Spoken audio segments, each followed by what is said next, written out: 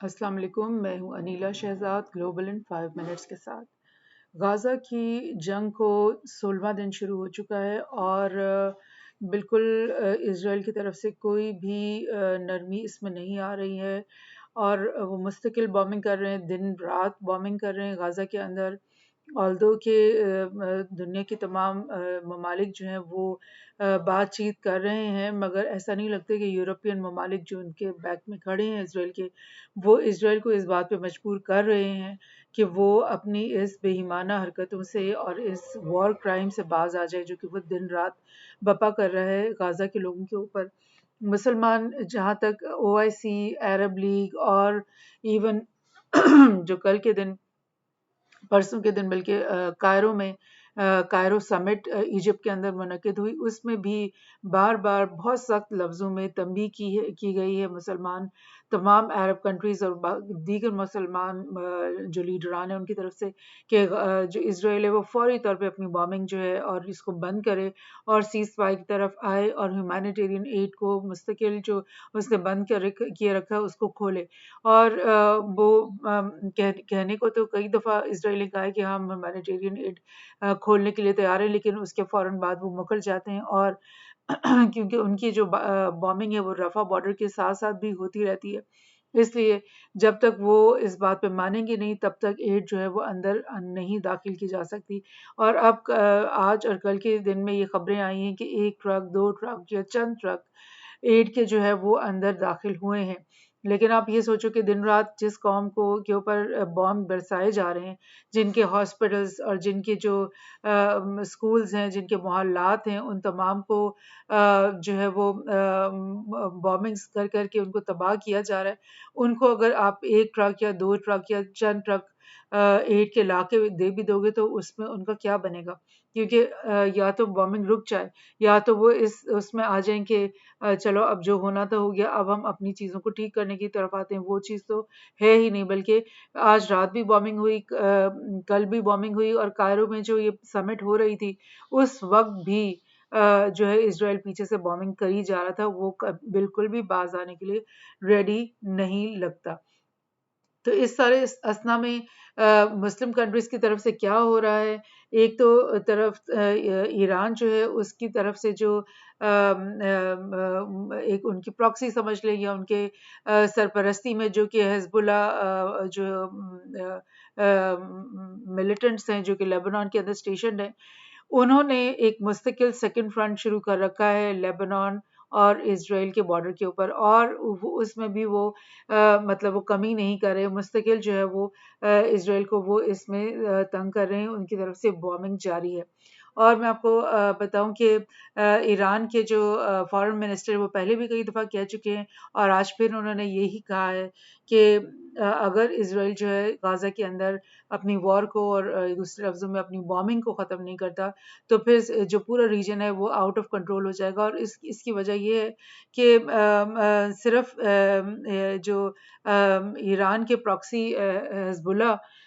Militants हैं वो सिर्फ नहीं है जो कि लेबनान के अंदर मौजूद है, बल्कि क्योंकि इराक और सीरिया में पिछले 10 साल से एक वॉर या 15 साल से ये वॉर की सिचुएशन चल रही है, तो बहुत सारे दीगर ईरानी जो मिलिशियाज़ हैं वो ईरान और सीरिया में फैले हुए हैं और वो कई जगहों पर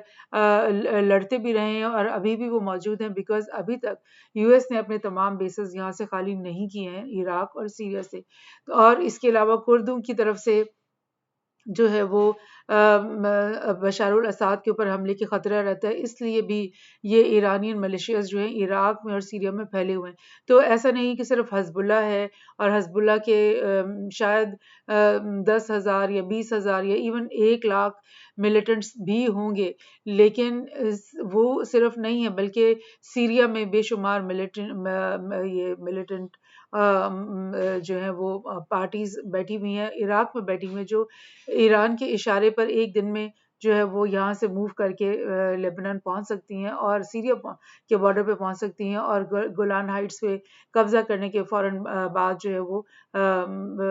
इसराइल के ऊपर हमला आवर हो सकती हैं। सो ये सिचुएशन जो है काफ़ी मखदूश है, लेकिन इन सब के बावजूद इस सारी कार्रवाई के बावजूद एक तंबीही किस्म की कार्रवाई है जो ईरान की तरफ से चल रही है, और बाकी अरब मुल्क भी ममालिक जो हैं वो भी बहुत सख्त अल्फाज में इसराइल को बार बार वार्निंग्स दे रहे हैं, लेकिन उस सब के बावजूद जो है इज़राइल बिल्कुल भी इस बात से बाज नहीं आ रहा है। एक तो वो ह्यूमैनिटेरियन चीज़ तो उसके अंदर है ही नहीं, कुछ शर्म कुछ हया जो होती है वो तो उसमें है ही नहीं, कि हम किस बात के ऊपर गाजा के लोगों को एक कलेक्टिव पनिशमेंट दे रहे हैं। इवन जो यूएन के चीफ हैं गुटेरेस, उन्होंने भी ये कहा, और अरब के कंट्रीज के जॉर्डन के किंग ने परसों ये कहा है कि ये तुम लोग कलेक्टिव पनिशमेंट किस तरह एक पूरी कौम को दे रहे हो। अगर हमास एक मिलिटेंट ऑर्गेनाइजेशन है तुम कहते हो, और वो छुपी बैठी है गाजा के अंदर, तो उसके लिए तुम पूरे गाजा के लोगों, जिसमें बच्चे हैं, बूढ़े हैं, औरतें हैं, 50,000 प्रेग्नेंट औरतें हैं इस वक्त गाजा के अंदर, तो उन सबको बॉम्बिंग कर रहे हो, उस सबको एक कलेक्टिव पनिशमेंट पूरी कौम को क्यों दे रहे हो, कैसे दे रहे हो? किसी तरह से भी किसी एथिक्स ऑफ वॉर्स में ये नहीं आता, किसी भी यूएन के रेजोल्यूशन के तहत ये चीज़ सही नहीं होती, और मानी हुई हुई बात है ये कि ये वॉर क्राइम्स हैं और क्राइम अगेंस्ट ह्यूमैनिटी हैं। लेकिन इसराइल को मतलब कौन समझा सकता है, इसराइल को कौन बाज रख सकता है अपनी बीस्टियलिटी से, अपनी ब्रूटैलिटी से, अपनी फैशिज्म से, और अपनी टोटली अनडेमोक्रेटिक थिंकिंग और सोच से कौन उनको निकाल सकता है? बहरहाल एक नया जो बिल्कुल फौरी तौर पर चीज़ सामने आई है वो ये कि चाइनीज़ नेवी की जो 6 शिप्स हैं जो कि इसी एरिया में ओमान में पहले इनकी एक्सरसाइज हो रही थी, और फिर उसके बाद कुवैत की तरफ भी ये गए हैं और वहाँ पे भी एक्सरसाइज थी उनकी, तो अब ये खबर आई है कल ही के दिन, बल्कि परसों के दिन, कि जो चाइना की जो 6 वॉरशिप्स हैं वो मिडल ईस्ट में बदस्तूर मौजूद हैं, यानी कि वो या तो गल्फ ऑफ पर्शियन गल्फ के अंदर मौजूद हैं, या फिर ये गल्फ ऑफ ओमान में मौजूद हैं, या फिर अभी इस वक्त उनमें से एक दो ऐसी हैं जो कि अनडिस्क्लोज्ड डेस्टिनेशन के ऊपर गई हुई हैं। तो हो सकता है कि वो इधर से इधर यमन की तरफ और बाबुल मंदब की तरफ उसके करीब आने की उन्होंने सोच लिया हो। और आपको पता है कि परसों की ये न्यूज़ है गालिबन कि यूएस नेवी की कुछ शिप्स जो ये यमन के करीब से गुजर गई थी, और गालिबन वो बाबुल मंदब से अंदर एंटर होने की सोच रही थी इधर जाने के लिए, मतलब रेड सी के अंदर। तो वहां पर यमन से गालिबन हूती के जो कुछ मिलिटेंट्स होंगे उन्होंने फायरिंग की है यूएस की शिप्स के ऊपर। अब आप देख लो कि ये रूट भी जो है वो जो कि बहुत ही इम्पोर्टेंट ग्लोबल ट्रेड रूट है, और यहाँ से दुनिया की ऑयल और दुनिया की तमाम ट्रेड यहाँ से गुजरती है, और पूरे रेड सी से गुजर कर और स्विस केनाल से गुजर के पूरे यूरोप में सप्लाई होता है सामान, और इवन यूएस में और अमेरिका कॉन्टिनेंट में सप्लाई होता है, तो वो सब का सब जेपरडाइज हो सकता है। और लेटेस्ट यही खबर है जो आपसे शेयर कर रही हूँ कि चाइनीज शिप्स भी अब यहाँ पर मौजूद हैं। यूएस नेवी तो यहाँ मेडिटेरेनियन के अंदर भी मौजूद है, 2 बहरी बेड़े उनके यहाँ मौजूद हैं। इस तरफ से टर्की ने भी अपना बहरी बेड़े यहाँ पर लाके खड़े कर दिए हैं, और यूएस नेवी की शिप्स यहाँ से गुजरने की कोशिश कर रही थी, उन पे फायरिंग हुई है, और अब चाइनीज नेवी भी यहाँ पे आ चुकी है। तो आप ये सोचो कि जब ईरान ये कह रहा है कि, और बाकी भी दीगर अरब कंट्रीज ये कह रहे हैं कि ये स्पिल आउट हो जाएगी वॉर, और ये रीजनल वॉर बन जाएगी, तो वो इसमें कोई शक तो नहीं है। इवन चाइना, रशिया और ये यूएस जो है वो डायरेक्टली इसमें इन्वॉल्व होते हुए आपको साफ दिखाई दे रहे हैं। तो ये खबर है बिल्कुल लेटेस्ट। ये एक और जगह से साउथ चाइना मॉर्निंग पोस्ट ने भी यही बताया कि चाइना की जो 6 वॉरशिप्स हैं मिडल ईस्ट के अंदर,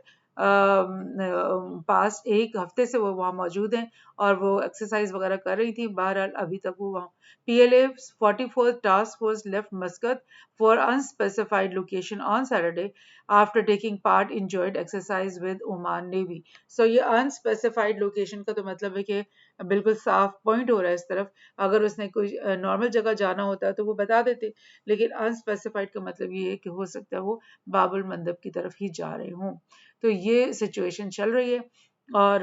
जैसे मैंने आपको बताया था कि ये गाज़ा की सिचुएशन तो मैंने आपको बताई ही है, लेकिन इसराइल ने जो कि हिज़्बुल्लाह की फायरिंग जो कि काफ़ी वो उन्होंने तेज़ कर दी है, उसकी वजह से जो इवैक्यूएशन बॉर्डर के ऊपर टाउन्स की हैं, सेटलमेंट्स की हैं, वो इसराइल ने बढ़ा दी हैं। यानी पहले उन्होंने कुछ दिन पहले तो कहा था कि 28 बॉर्डर की जो सेटलमेंट्स हैं उनको वो खाली करने का कह चुके हैं और वो खाली हो भी चुकी हैं। तो अब उन्होंने 14 मजीद कम्युनिटीज़ या सेटलमेंट्स जो वहाँ पे मौजूद हैं उनको भी कह दिया कि आप यहाँ से खाली हो जाओ। दैट मीन्स कि हिजबुल्लाह की कार्रवाइयाँ जो हैं वो तेज़ से तेज़ हो रही हैं। और आपको पता है कि वेस्टर्न मीडिया या मेन स्ट्रीम मीडिया हिजबुल्लाह की कार्रवाइयों को तो इतना कवर नहीं करते और बताते नहीं है कि उनकी वजह से इसराइल को कितना नुकसान हो रहा है। लेकिन इस बात से साफ ज़ाहिर हो रहा है कि क्योंकि हिजबुल्लाह की फायरिंग सख्त से सख्त होती जा रही है, तो मज़ीद कुछ किलोमीटर्स खाली करवाए गए हैं। मज़ीद जो है 14 कम्युनिटीज़ को खाली करवा दिया गया है। As Gaza ground invasion imminent, US advises Israel to delay to facilitate hostage release. अब ये बहाने बहाने से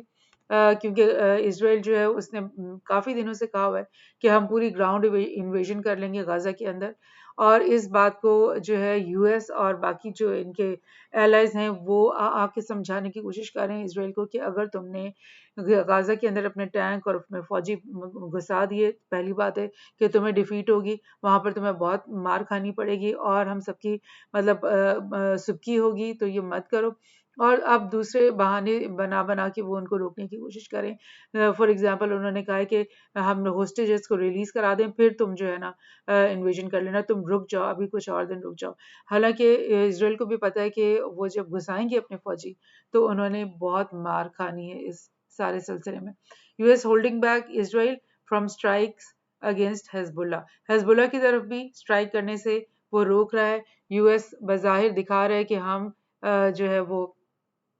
कोशिश कर रहे हैं कि अमन की तरफ लेकर आएं सिचुएशन को, लेकिन हकीकत में वो हमेशा इनको बैक करते हैं और अंदर खाते वो हमेशा इसराइल से यही कहते हैं कि तुम लोग जो भी करो, सया करो, सफ़ेद करो, हम तुम्हें कुछ नहीं कहने वाले और हम तुम्हारा पूरा साथ देने वाले हैं। और गाज़ा को जो है इनका जेनोसाइड कर दो, इनको सफ़ाई हस्ती से मिटा दो, इनका इनको इनको बिल्कुल तहस नहस कर दो, क्रश कर दो और मतलब ख़त्म कर दो इनके घरों को। तो हम तुम्हें कुछ नहीं कहेंगे, बल्कि हम तुम्हें डिफेंड करेंगे अपने मीडिया के अंदर। Thank you.